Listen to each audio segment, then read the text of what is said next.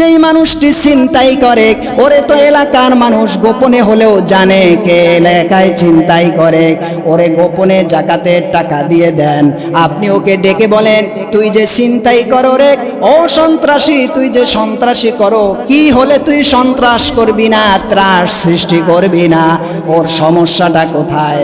ওরে পার্সোনাল ভাবে আপনি ওকে নিয়ে কাউন্সিল করেন। আপনি যখন ওর সাথে কথা বলবেন, ওর আসল একটা সমস্যার কথা বলবে। সেই সমস্যাটা সমাধানের জন্য জাকাতওয়ালারা যদি একত্রিত হয়, ওকে যদি ৫-৫-৫-১০-৫০,০০০ টাকা একত্রিত করে তারপরে যদি ওকে একটা ব্যবসার ভিতরে বসিয়ে দেওয়া হয়, দেখা যাবে যেই বেটা ছিনতাই করে ৫০,০০০ টাকা ব্যালেন্স পাবার পরে ১০০ ছিনতাইয়ের ভিতরে ৮০% ছিনতাই দেখবেন ভালো হয়ে যাবে। ও ভাই, দেশের শান্তিটা কিভাবে আসবে? দেশ সমাজ ও দেশ রাষ্ট্র কিভাবে অভাব মুক্ত হবে? বাংলাদেশের ব্যাংক থেকে, লকার থেকে যত হাজার কোটি টাকা এই পর্যন্ত ভারতে চলে গেছে, যত হাজার কোটি টাকা কানাডায় চলে গিয়েছে, যত হাজার কোটি টাকা আমেরিকায় চলে গেছে, যত টাকা ইতালিতে চলে গেছে, সুইস ব্যাংকে চলে গেছে, বিশ্ব ব্যাংকে চলে গেছে, এই টাকা কারো বাপ দাদার সম্পত্তি নয়। ওই টাকাটাই কারো কারো জাকাতের টাকার হক রয়েছে।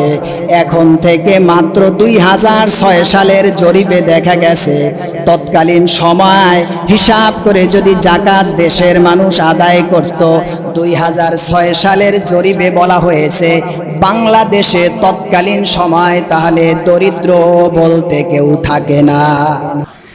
আমার প্রিয় ভাইয়েরা, আল্লাহ সুবহানাহু ওয়া তাআলা সেজন্য কোরআনুল কারীমের ভিতরে তিনি চমৎকার ভাবে ইরশাদ করেছেন।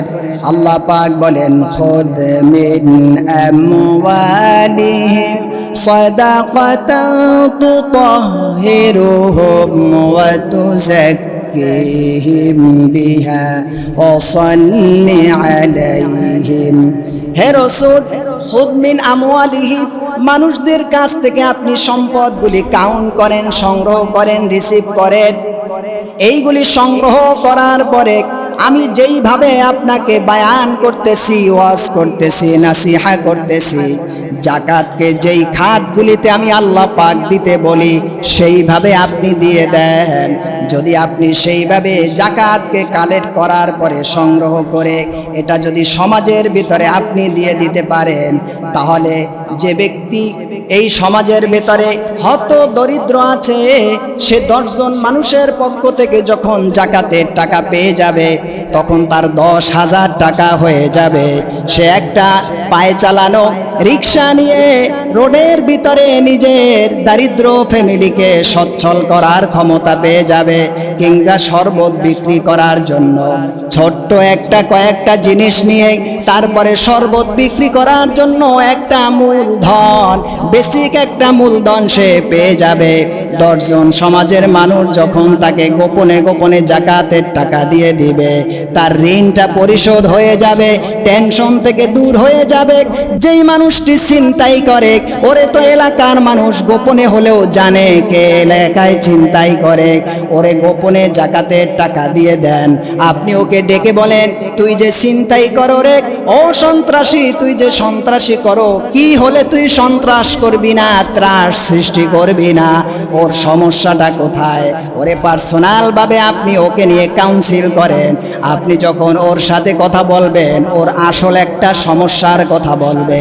সেই সমস্যাটা সমাধানের জন্য জাকাতওয়ালারা যদি একত্রিত হয়, ওকে যদি ৫-৫-৫-১০-৫০,০০০ টাকা একত্রিত করে তারপরে যদি ওকে একটা ব্যবসার ভিতরে বসিয়ে দেওয়া হয়, দেখা যাবে যেই বেটা ছিনতাই করে ৫০,০০০ টাকা ব্যালেন্স পাবার পরে ১০০ ছিনতাইয়ের ভিতরে ৮০% ছিনতাই দেখবেন ভালো হয়ে যাবে। ও ভাই, দেশের শান্তিটা কিভাবে আসবে? দেশ সমাজ ও দেশ রাষ্ট্র কিভাবে অভাব মুক্ত হবে? বাংলাদেশের ব্যাংক থেকে লকার থেকে যত হাজার কোটি টাকা এই পর্যন্ত ভারতে চলে গেছে, যত হাজার কোটি টাকা কানাডায় চলে গিয়েছে, যত হাজার কোটি টাকা আমেরিকায় চলে গেছে, যত টাকা ইতালিতে চলে গেছে, সুইস ব্যাংকে চলে গেছে, বিশ্ব ব্যাংকে চলে গেছে, এই টাকা কারো বাপ দাদার সম্পত্তি নয়। ওই টাকাটাই কারো কারো যাকাতের টাকার হক রয়েছে। এখন থেকে মাত্র 2006 সালের জরিপে দেখা গেছে, তৎকালীন সময় হিসাব করে যদি যাকাত দেশের মানুষ আদায় করত, 2006 সালের জরিপে বলা হয়েছে বাংলাদেশে তৎকালীন সময় তাহলে দরিদ্র বলতে কেউ থাকে না।